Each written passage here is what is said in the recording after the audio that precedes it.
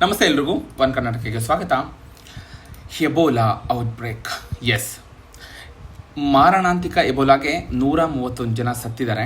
500ಕ್ಕೂ ಹೆಚ್ಚು ಶಂಕಿತ ಕೇಸ್ಗಳು ದಾಖಲಾಗಿದೆ. ಮತ್ತೆ ವಿಶ್ವಸಂಸ್ಥೆಯಿಂದ ತುರ್ತು ಪರಿಸ್ಥಿತಿ ಕೂಡ ಘೋಷಣೆಯಾಗಿದೆ. ಪೂರ್ವ ಕಾಂಗೋದಲ್ಲಿ ಎಬೋಲಾ ಏಕಾಏಕಿ 131 ಜೀವಗಳನ್ನ ಬಲಿ ತೆಗೆದುಕೊಂಡಿದೆ. ಇನ್ನು 500ಕ್ಕೂ ಹೆಚ್ಚು ಶಂಕಿತ ಪ್ರಕರಣಗಳು ಇವತ್ತಿಗೆ ವರದಿಯಾಗಿದೆ. ಇನ್ನು ವಿಶ್ವ ಆರೋಗ್ಯ ಸಂಸ್ಥೆ ಏನಿದೆ WHO ಅಂತಾರಾಷ್ಟ್ರೀಯ ಕಾಳಜಿಯ ಒಂದು ಸಾರ್ವಜನಿಕರ ಆರೋಗ್ಯ ತುರ್ತು ಪರಿಸ್ಥಿತಿ ಎಂದು ಘೋಷಣೆ ಮಾಡಿದ್ದಾರೆ. ಕಾಂಗೋದ ಸಾರ್ವಜನಿಕರ ಆರೋಗ್ಯ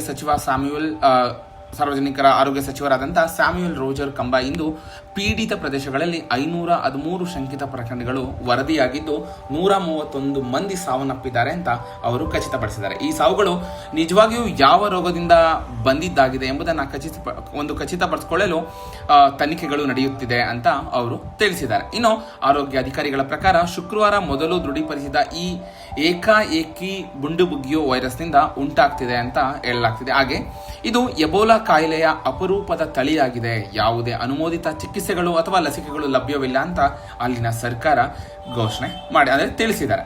ಇನ್ನು ವಿಶ್ವ ಆರೋಗ್ಯ ಸಂಸ್ಥೆ ಮಹಾ ನಿರ್ದೇಶಕ ಟೆಡ್ರೋಸ್ ಅದಾನೋಮ್ ಇಂದು ಜಿನಿವಾದಲ್ಲಿ ತಮ್ಮ ತೀವ್ರ ಒಂದು ಕಳವಳಿಯನ್ನು ವ್ಯಕ್ತಪಡಿಸುತ್ತಾರೆ. ಸಾಂಕ್ರಾಮಿಕ ರೋಗದ ಪ್ರಮಾಣ ಮತ್ತು ವೇಗದ ಬಗ್ಗೆ ಚಿಂತೆಯಾಗಿದೆ. ಶಿಫಾರಸುಗಳ ಕುರಿತು ಸಲಹೆ ನೀಡಲು ವಿಶ್ವಸಂಸ್ಥೆಯ ಆರೋಗ್ಯ ಸಂಸ್ಥೆ ಇಂದು ತನ್ನ ತುರ್ತು ಸಮಿತಿಯನ್ನು ಕರೆಯಲಿದೆ ಅಂತ ಕೂಡ ಅವರು ತಿಳಿಸಿದ್ದಾರೆ. ಪ್ರಸ್ತುತ ಇದಕ್ಕೆ ಯಾವುದೇ ಒಂದು ಅನುಮೋದಿತ ಔಷಧ ಅಥವಾ ಲಸಿಕೆ ಲಭ್ಯವಿಲ್ಲ ಅನ್ನೋದು ಒಂದು ತುಂಬಾ ದುಃಖಕರದ ವಿಷಯ ಆಗಿದೆ. ಇನ್ನು ಎಬೋಲಾ ಅಂದ್ರೆ ಏನು? 1970ರಲ್ಲಿ ಕಾಂಗೋದ ಎಬೋಲಾ ನದಿಯ ತೀರದ ಪ್ರದೇಶದಲ್ಲಿ ಇದು ಪತ್ತೆಯಾದ ವೈರಾಣು ಆಗಿದೆ. ಇದಕ್ಕಾಗಿ ಆ ಉದ್ದೇಶಕ್ಕಾಗಿ ಇದನ್ನ ಎಬೋಲಾ ಅಂತ ಹೆಸರಿಡಲಾಗಿದೆ. ಸೊ ಲಕ್ಷಣಗಳೇನು ಅಂತ ನೋಡೋದಾದ್ರೆ ತಲೆನೋವು, ಗಂಟಲು ಕೆರೆತ, ಈಗ ಅನೇಕ ಜ್ವರ, ಹೊಟ್ಟೆ ನೋವು, ಸೊ ಈ ರೀತಿ ಲಕ್ಷಣಗಳು ಕಾಣಬರುತ್ತೆ. ರೋಗಿ ಸತ್ರು ಕೂಡ ಈ ವೈರಸ್ ಸಾಯಲ್ಲ ಅನ್ನೋದೇ ಒಂದು ಆಶ್ಚರ್ಯ. ಸೊ ಇದು ಒಂದು ಲೇಟೆಸ್ಟ್ ಅಪ್ಡೇಟ್ ಆಗಿದೆ. ಇದೇ ರೀತಿ ಒಂದು ಹೆಚ್ಚಿನ ಮಾಹಿತಿಗಾಗಿ ನನ್ನ ಯೂಟ್ಯೂಬ್ ಚಾನಲ್ ಸಬ್ಸ್ಕ್ರೈಬ್ ಮಾಡ್ಕೊಳ್ಳಿ. ಇದೇ ರೀತಿ ಸಪೋರ್ಟ್ ಮಾಡ್ತಾ ಇರಿ. ವಿಡಿಯೋ ನೋಡಿದ್ದಕ್ಕಾಗಿ ಧನ್ಯವಾದಗಳು.